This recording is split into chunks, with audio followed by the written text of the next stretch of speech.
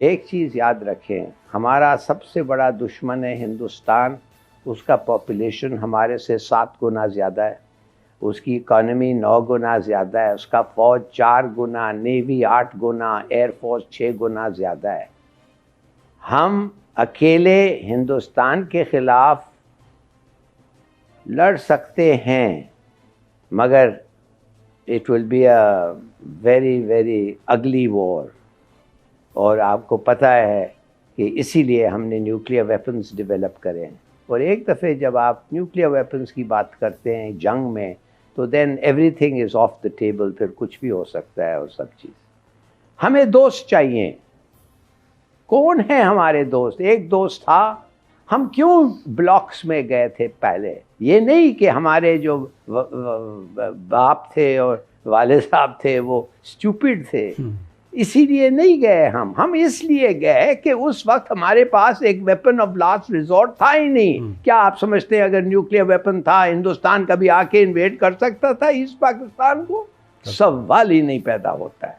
हमारे पास कुछ नहीं था, हमें चाहिए था इमदाद, दोस्त, सपोर्ट, और इसलिए हम फट करके चले गए अमेरिकन के पास। सीटो आ गया, सेंटो आ गया, पैसे आने लगे, हथियार आने लगे, पैटर्न टैंक्स आने लगे, F-16 और ये वो बाद में। और जितना चीन आपके लिए सैक्रिफाइस किया इन टर्म्स ऑफ फ्रेंडशिप और आपको मदद किया है और क्रूशल टाइम्स पे, आप समझते हैं कि आपका फर्ज बनता है ऐसे दोस्त के साथ उसके वक्त पे आप उनके साथ खड़े रहें। तो नो, हम एक साइड पे हैं, और इसलिए कि जो मैंने आपको फैक्ट्स और फिगर्स दिए हैं, हमारी इतनी डिस्क्रेपेंसी है कि हमारे तगड़े दोस्त चाहिए। और जब तगड़े दोस्त और श्योर सोर्स ऑफ आर्म्स और इक्विपमेंट और सप्लाईज आएंगे तो हम लड़ सकते हैं और ठीक से लड़ेंगे, उसका हमें डर नहीं है लड़ने का। मगर वी नीड स्ट्रॉन्ग फ्रेंड्स। और अगर पुतिन किसी तरीके से मोदी को चीन के साथ रिपेयर कर दिया रिलेशनशिप, तो फिर आप समझिए कि उनका प्रेशर फिर हमारे से दुगना हो जाएगा। अब अगर कुछ कम है तो उस वक्त दुगना हो जाएगा। अच्छा हिलानी साहब, आप फरमा रहे हैं रूस के साथ जल्द से जल्द जितने ताल्लुकात बढ़ा सकते हैं। आप दुरुस्त फरमा रहे हैं कि हमें ताकतवर दोस्त चाहिए। तो हमारा ताकतवर दोस्त कौन होगा? हम इस वक्त जो हमारी हालत है, हमें पैसे चाहिए, सऊदी अरब से पैसे लिए हैं, सब कुछ लिख के दे दिया है बकौल चौधरी सरवर के, IMF को सब कुछ लिख के दे दिया है। सऊदी अरब भी जो पाकिस्तान से बाहर प्रॉपर्टीज़ हैं 72 घंटे के नोटिस पे पैसे वापस मांगेगा, ना दे सके तो उसको कब्ज़ा कर लेगा, उसको कन्फिस्केट कर देगा। UAE में हमारी जो सबसे बड़ी ताकत है पाकिस्तानियों की, वो फॉरेन रेमिटेंस था। UAE में अभी आपने देखा इसराइल के वज़ीर-ए-आज़म होके गए, 2 घंटे की जो मीटिंग शेड्यूल थी वो 4 घंटे में गई। और उसके बाद वहाँ पर जो डिस्क्रिमिनेशन हो रही है, जिस तरह लोगों को वापस भेजा जा रहा है, अब वो तो बिल्कुल ऐसा लग रहा है कि जो एक पाकिस्तान के लिए जहाँ पर एक बहुत अच्छे जज्बात थे हमेशा, अब वहाँ पर इंडियन इन्फ्लुएंस आ गया, इजरायली इन्फ्लुएंस आ गया है। और वेस्टर्न मीडिया ये रिपोर्ट कर रहा है कि प्रिंस मोहम्मद खान अपने इंटरव्यूज़ में बिल्कुल इस बात पर जोर दे रहे हैं कि इसराइल के साथ ताल्लुकात हम बेहतर बनाएंगे। तो हमारा कौन होगा दोस्त ताकतवर? हम किधर जाएंगे?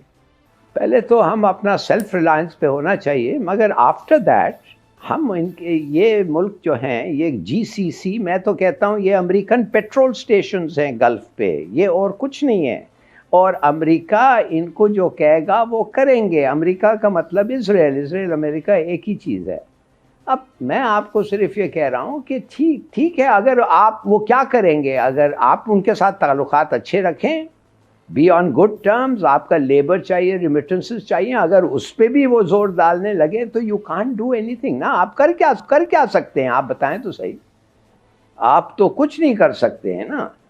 और आपने अपना रिलेशनशिप इज़राइल के साथ कुछ ख़ास बेहतरी नहीं किए, इसलिए कि आप कह रहे हैं कि जो इजरायली कर रहे हैं अरबों के ख़िलाफ़, फ़लस्तीनियों के ख़िलाफ़, वो नाकाबिले बर्दाश्त है, होना चाहिए। मगर अरब को परवाह नहीं है। और लोग कहते हैं फिर हमें भी नहीं परवाह। मेरे ख्याल में हमें परवाह करना चाहिए। आफ्टर ऑल क्या है यार, ये ऐसा तो हो नहीं सकता ना कि सब चीज़ आप गैरत सब चीज़ आप सरेंडर कर लें इसलिए कि डर है कि शायद आपका उधर से सिक्योरिटी थ्रेट हो, तो लड़ो भी उनके साथ। मैं समझता हूँ कि हमारी रिलेशनशिप एक ही चीज़ पे हमें ज़ोर देना चाहिए, अमेरिका को खामखा गाली दे के रिजेक्ट नहीं करना, बस नॉर्मल गुड रिलेशनशिप उनके साथ रखें, मगर बाय नो मीन्स उस किस्म की डिपेंडेंसी हो जो थी और कभी नहीं बेसिस, और मैं तो समझता हूँ नॉट इवन ओवर फ्लाइट्स, और रूस के साथ बढ़ाएं और चीन के साथ और भी आपका ये तगड़ा करें। एक चीज़ मैं आपको बात बता देता हूँ, चीन ने रूस को बाय द वे ये नहीं कहा है कि अगर तुम जाके यूक्रेन को फतह कर दो तो हम चीन तुम्हारे साथ खड़े रहेंगे, नॉट एट ऑल। और रूस ने भी चीन को नहीं कहा है, कोई गारंटी नहीं दी है कि अगर तुम जाके ताइवान को ले लो जो तुम्हारा हिस्सा है, हम तुम्हारे साथ खड़े रहेंगे, नॉट एट ऑल।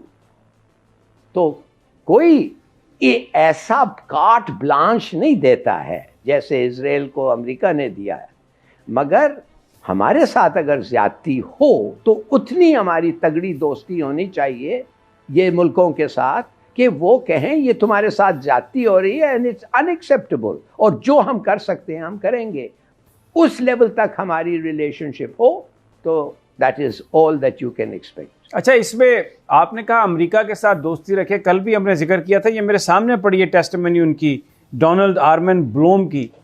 कल भी हमने इस पॉइंट को टच किया था। अमेरिका तो ये कह रहा है कि ये जो जैश ए मोहम्मद, लश्कर तैयबा, जो अभी इस वक्त कुछ भी नहीं कर रहे, लेकिन वो इंडिया की बोली बोल रहे हैं, कश्मीर को चाहते हैं कि पाकिस्तान टोटली अबेंडन कर दे, और वो तो उनकी जो कड़ी शराइत है दोस्ती की, या तो फिर पाकिस्तान सब कुछ अबेंडन कर दे।